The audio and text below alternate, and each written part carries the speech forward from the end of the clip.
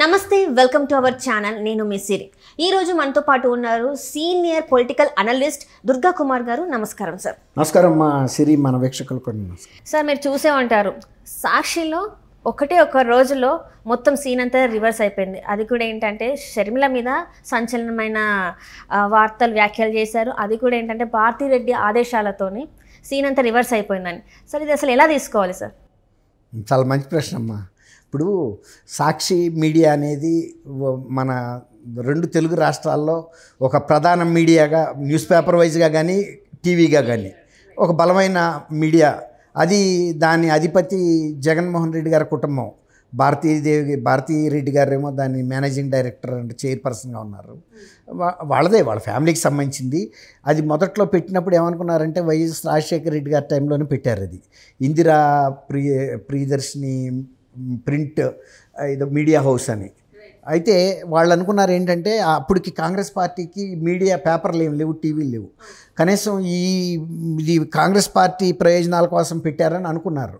కానీ పెట్టిన 4-5 రోజుల్లోనే కాంగ్రెస్ పార్టీ వాళ్ళకి అర్థమైంది ఇది కాంగ్రెస్ పార్టీ కోసం పెట్టలేదు, వైఎస్ రాజశేఖర రెడ్డి గారి ఫ్యామిలీ అవసరాల కోసం, వాళ్ళ ఫ్యామిలీ మెంబర్స్ని ప్రొజెక్ట్ చేయటం కోసం పెట్టారనేది వాళ్ళకి అర్థమైపోయింది.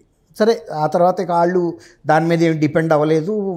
ఈ సాక్షి మీడియా కూడా కాంగ్రెస్ పార్టీ ప్రయోజనాలను కాపాడటానికి ఎప్పుడు ప్రయత్నించలేదు. ఎవరి మానాన్ని వాళ్ళు బతుకుతున్నారు. ఇన్ ద మీన్ వైల్ ఏమైందంటే ఈయన పార్టీ పెట్టడం అప్పుడు సాక్షి మీడియా అస్సలు రంగు బయటకు వచ్చింది. వీళ్ళు పూర్తిగా ఇక వైఎస్ఆర్సీపీకి అంకితమై పనిచేస్తున్నారు. తప్పులేదు, వాళ్ళు పెట్టుకున్నది. ఇప్పుడు వాళ్ళు రేడియో వాళ్ళ పాట పాడుతుంది కానీ ఇంకొకటి పాట పాడద్దు కదా. కాబట్టి అది మనం ఎవరైనా తప్పు పట్టాల్సిన అవసరం లేదు. అయితే ఏంటంటే వీళ్ళు వాళ్ళ ప్రత్యర్థుల్ని టార్గెట్ చేసి దాంట్లో డీఫేమ్ చేస్తూ వాళ్ళ మీద లేనిపోయిన కథాంశాలు సృష్టించి వార్తలు వేయటం అనేది సాక్షికి పెట్టింది పేరు. అది వాళ్ళ సొంత రక్త సంబంధికులను కూడా వదలలేదు వాళ్ళు. ఒక పక్కన డాక్టర్ సునీత రెడ్డి గారు అంటే వివేకానంద రెడ్డి గారు అమ్మాయి, ఆమె చాలా ప్రముఖమైన డాక్టర్, అపోలో హాస్పిటల్లో ఒక డిపార్ట్మెంట్కి హెడ్. ఆమె తండ్రి హత్యకు గురయ్యి, దారుణమైన హత్యకు గురయ్యి, అసలు అంతకులు ఎవరో బయటికి తెలియని పరిస్థితుల్లో సిబిఐ లాంటి దర్యాప్తు సంస్థ కూడా ఇవాళకి దాన్ని నిగ్గు తేల్చలేని పరిస్థితుల్లో ఆమె అనేక సార్లు కోర్టులకు వెళ్లాల్సి వచ్చింది. సిబిఐ చేయటం లేదని, సిట్ సరిగ్గా పనిచేయట్లేదని, ఆంధ్రప్రదేశ్ పోలీసులతో న్యాయం జరగదని తెలంగాణకి ట్రాన్స్ఫర్ చేయించుకుంది. ఈ విధంగా ప్రతి స్టేజ్లోనూ ఆమె లీగల్గా పోరాటం చేయాల్సి వచ్చింది. ఒక పక్క తండ్రిని కోల్పోయిన బాధ, తర్వాత వాళ్ళు ఎవరో తెలియదు, పని చంపింది ఏదైనా ఏ గంతోనో కాల్ చేస్తే ఒక్క నిమిషంలో చనిపోతే పెద్ద బాధపడాల్సిన పని లేదు. ఆయన్ని ఇంచి నరికి చంపారు. అంత కర్కశంగా చంపిన బాధ ఆమెకి. అయితే ఇక్కడ ఎందుకు చెప్తున్నామంటే డాక్టర్ సునీత గారి గురించి, అప్పటి వరకు సునీత గారి మీద సాక్షిలో వ్యతిరేక వార్తలు రాలేదు.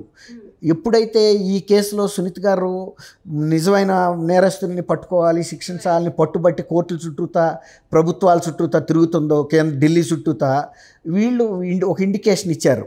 సునీతని మీరు స్పేర్ చేయాల్సిన అవసరం లేదు, సునీతతో మాకు సంబంధాలు లేవు, అంటే స్త్రూద్భావ సంబంధాలు లేవు అనే ఒక ఇండికేషన్ ఇచ్చారు. మనం కనుక ఎవరినన్నా కలవాలంటే, మనకు ఒక డాగ్ ఉందనుకోండి, పెట్ డాగ్, ఎవరినన్నా కలవాలంటే దానికి ఒక కోడ్ లాంగ్వేజ్ ఉంటుంది. ఇస్కో అంటే మా పూర్వకాలంలో పల్లెటూళ్ళలో ఇస్కో అంటే వెళ్ళి కరవాలన్నట్టు. అట్లా ఒక డాగ్కి ఒక సిగ్నల్స్ ఉంటాయి. అట్లా ఒక సిగ్నల్ ఇచ్చేస్తారు వీళ్ళకి. అప్పుడు ఈ మీడియా సంస్థ వాళ్ళని వెంబడబడుతుంది అన్నమాట. లేని పరువు నష్టం కలిగించే విధంగా, వాళ్ళ ప్రతిష్ట దెబ్బతీసే విధంగా. ఆఖరికి ఎంతరాకి వెళ్ళిందంటే సునీత వాళ్ళ హస్బెండే వివేకానంద రెడ్డి గారిని చంపారని కథనాలు రాశారు. ఇంకా ఏ పత్రిక, ఏ టీవీ ప్రసారం చేయాల. వాళ్ళ ఒక్కటే చేసింది, వాళ్ళొక్కడికే తెలుసా. అంటే వాళ్ళు దాని అధినేతలతో ఈమెకి సంబంధాలు బాలేవు, వాళ్ళకి శత్రువు కాబట్టి శత్రువుని వాళ్ళు ఉంచరు. అది ఇప్పుడు షర్మిల విషయంలో కూడా నిన్న వాళ్ళు ఇండైరెక్ట్గా హింట్ ఇచ్చేశారు, షర్మిలతో మాకేం సత్సంబంధాలు లేవు, కాబట్టి షర్మిల గురించి ఇప్పుడు దాకా మంచి వేయట్లేదు, చెడు కూడా వేయట్లేదు. ఆమె తెలంగాణలో ప్రచారం చేసినప్పుడు కూడా ఆమెకు సంబంధించిన ప్రసారం ఏం జరగల, వార్తలో ప్రచారం చేస్తుంది, పాదయాత్ర చేస్తుంది, ఇక్కడ మీటింగ్ అయింది, లేకపోతే ఇక్కడ ఆమె మీద దాడి జరిగింది, లేకపోతే ఆమెని క్రేన్తో కారులోనే లేపుకు తీసుకెళ్ళిపోయారు కదా, ఇలాంటి వార్తలు ఏమి కూడా కవర్ చేయలే, యాజ్ ఇఫ్ అసలు ఏం జరగనట్టుగానే ఉన్నారు. ఇప్పుడు ఆమెకి సంబంధించి ఆమె ఎప్పుడైతే కాంగ్రెస్ పార్టీ తరఫున ప్రధాన వ్యక్తిగా వచ్చి ఆంధ్రప్రదేశ్లో జగన్మోహన్ రెడ్డి గారిని వ్యతిరేకించి ప్రచారం చేయడానికి సిద్ధపడిందో, ఇక ఇండైరెక్ట్గా హింట్ ఇచ్చేశారు వీళ్ళకి, ఇక మీరు చూసుకోమని. ఇక ఉన్నాయి లేని వ్యతిరేక వార్తలు మొదలైపోయినాయి అని చెప్తున్నారు ఇప్పటికే. అంటే వాళ్ళు ఏంటంటే సొంత చెల్లి అయితే అయ్యింది కాక, వాళ్ళ మాట కనుక కాదన్న తర్వాత ఆ అమ్మాయిని రాజకీయంగా భవిష్యత్తు లేకుండా చేస్తారు. వాళ్ళకి అర్ధబలం ఉంది, అంగబలం ఉంది, ప్రసార సాధనాలు ఉన్నాయి. ఇప్పుడు టీవీ ఉంది వాళ్ళకి, సాక్షి టీవీ, సాక్షి పేపర్ ఉంది. ఇవి కాకుండా కూడా సాక్షికి అనుబంధంగా కొన్ని టీవీ సంస్థలు ఉన్నాయి అనుకూలమైనవి, అట్లాగే కొన్ని పేపర్లు కూడా ఉన్నాయి. ఇవన్నీ ఒక సిండికేట్గా పనిచేస్తాయి. కాబట్టి ఇప్పుడు ఆ సిండికేట్కి ఈమె దూరం అయినట్టే. వాళ్ళు ఈమె ఎంత మంచి పనులు చేసినా రేపు ఆంధ్రప్రదేశ్లో ఈమె ఎన్ని విమర్శలు చేసినా ఆ విమర్శల న్యూస్ సంబంధించి ఇక్కడికి రావు. రాకపోగా ఆమెని డిఫెన్స్లో పెట్టే విధమైన వార్తలు వస్తాయి. ఆమె పలాసాట ప్రచార సభకి వెళ్ళింది, ప్రజలు లేరు, కుర్చీలు ఖాళీగా ఉన్నాయి, వెళ్తే మైక్ పని చేయలేదు, తిరిగి వచ్చేసింది, ఈ విధమైన వ్యతిరేక ప్రచారం జరుగుతుంది. ఆమెని కించపరిచే విధంగా, డిగ్రేడ్ చేసే విధంగా జరుగుతుంది. ఇక ఇప్పుడు అది దాని అన్నిటికీ కూడా ప్రిపేర్ అవ్వాలి ఆమె. అది సాక్షి అనే పత్రిక ఎట్లా పనిచేస్తుంటే వాళ్ళ ఆదేశాలు ఎటుంటే అటు, వాళ్ళు కనుక మంచి లుక్స్లో ఉన్నారనుకోండి, వైఎస్ఆర్సీపీలో కూడా జగన్ గారికి అభిమానమైన వ్యక్తులు అంటే వాళ్ళ న్యూస్ కవర్ చేస్తారు. లేదు జగన్ గారి గురించి వైఫల్యాల గురించి కొంచెం ఏమైనా విమర్శిస్తూ మాట్లాడారనుకోండి, ఇక వాడి గురించి రాయకపోగా న్యూట్రల్గా ఉండరు, వాడికి వ్యతిరేకంగా రాస్తారు. అంటే ఇప్పుడు ఏంటంటే సార్, నాకు ఇక్కడ ఏంటంటే ఈ షర్మిల మీద ఇలాంటి వ్యాఖ్యలు చేయడానికి కారణం అంటే చూసుకున్నట్టయితే వైఎస్ సునీతని సపోర్ట్ చేయడం వల్లనే షర్మిల గారిని టార్గెట్ చేశారా అనుకోవచ్చు సార్ మనం? వైఎస్ సునీతని సపోర్ట్ చేసింది. తర్వాత వివేకానంద రెడ్డి గారి మర్డర్ కేసు విషయంలో ఈ ఆర్థిక అంశాల మీద జరిగిందని ఆమె చెప్పలా. అప్పుడు దాకా వీళ్ళందరూ ఏం చెబుతున్నారు, సునీత గారికి ఆయన ఆస్తి ఇవ్వలేదని చంపించేసింది, లేకపోతే ఆమె ఎవరినో ఇంకొక భార్య ఉందా ఆమెకి, ఆమె ఆస్తికి ఇస్తాడేమో ఆమె కోసం అని చంపించేశారని చెప్పారు. కానీ ఆమె ఏం చెప్పింది, మా చిన్నాన్న మర్డర్లో ఆర్థిక అంశాలు లేవు, కేవలం రాజకీయ అంశాలు మాత్రమే ఉన్నాయి. ఆయన ఏమని చెప్పేవాడంటే కడప లోక్సభ స్థానంలో పోటీ చేస్తే షర్మిలను పోటీ చేయమన్నాడు. షర్మిల కాకుండా రాజశేఖర రెడ్డి గారి కజిన్ బ్రదర్స్ కొందరు ఉన్నారు. అంటే రాజశేఖర రెడ్డి గారి తల్లి వేరు, వాళ్ళ తల్లి వేరు, అట్లా కుటుంబంలో కొన్ని అంతర్గతంగా విభేదాలు ఉన్నాయి. వాళ్ళకి ఇవ్వద్దు ఇంపార్టెన్స్, మన కుటుంబంలో మన వరకే ఉండాలి, లేకపోతే నేను చేస్తాను, లేకపోతే విజయమ్మ గారు చేయాలి. అర్థమైందా నీకు? కడప లోక్సభ స్థానం నుంచి ఇప్పుడు అవినాష్ రెడ్డికి ఇచ్చారు. ఆయనకి అది ఇష్టం లేదు. అవినాష్ రెడ్డి ఇప్పుడు సహజంగా ఆయన కోపం వస్తుంది కదా, ముసలాడు ఉండి ఇట్లా అన్ని ఇబ్బందులు పెడుతున్నాడని. ఈ విధంగానే రాజకీయ అంశాలతో మాత్రం జరిగిందని మాత్రం సిబిఐ ముందు ఆమె చెప్పింది, ఒప్పుకుంది. అది గొప్ప విషయం. తర్వాత బయటకు వచ్చిన తర్వాత కూడా నేను మా సునీత అక్క అవుతుంది అనుకుంటా ఆమెకి, నేను మా సునీత అక్కకి సపోర్ట్గా నిలబడతాను, ఎందుకంటే తండ్రిని కోల్పోయిన బాధలో ఉంది.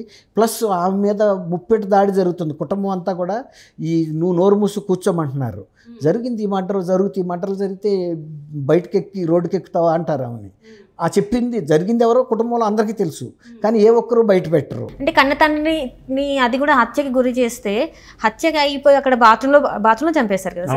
సో అలాంటి చూసి కూడా సైలెంట్గా ఉండమని అనడం కరెక్ట్ కాదు కదా. కాదు, ఇప్పుడు నీకు నాకు మనకి మామూలుగా ఎవరికైనా ఇట్లాగే అనిపిస్తుంది. కానీ ఆ రాజకీయ కుటుంబంలో ఉండి రాజకీయ పదవులు అనిపిస్తూ లక్షల కోట్ల రూపాయలు, వేల కోట్ల రూపాయలు ధనం ఎట్లా వస్తుందో తెలుసుకున్న వ్యక్తులకి మానవ సంబంధాలు, బంధుత్వాలు పెద్ద మాట కాదు కదా వాళ్ళకి. ఇప్పుడు ఆయన చనిపోతే ఆయన కూతురు బాధపడుతుంది, ఆయనకు ఒకటే కూతురు, మిగిలిన వాళ్ళు బాధపడినట్టు కనపడలే అక్కడ ఎవరు. ఎందుకంటే పోతాడు, ఏముంది దానికి, ఇది ఒక పెద్ద ఇష్యూ అన్నట్టు మాట్లాడుతున్నారు. ఏదో కుక్క పిల్ల చచ్చిపోతే కనుక మన ఇళ్లలో ఏముంది, చచ్చిపోతే తీసుకెళ్ళి అవతల పడేయరాదా అన్నట్టుగా. ఇప్పుడు అటువంటి దృక్పథాన్ని ఆమె ఎదురిచ్చిందని ఇప్పుడు ఆమె మీదే రాశారు కథనాలు. ఇంకా ఏ పేపర్ రాయాలి, అది గొప్ప విషయం. ఇంట్లో వాళ్ళే చేస్తున్నారు ఇలాంటి. కాబట్టి సాక్షి పేపర్కి ఎన్ని మామూలే. ఎవరైతే జగన్మోహన్ రెడ్డి గారి కుటుంబానికి వ్యతిరేకంగా ఉంటారో, అది ఎంత సొంత కుటుంబీకులైనా సరే, సొంత చెల్లెలైనా షర్మిల కూడా స్పేర్ చెయ్యరు విడిచిపెట్టరు అనేది ఇప్పుడు మనకి ఇప్పుడు జరుగుతున్న లేటెస్ట్ అంశాల ద్వారా బయటకు వస్తుంది.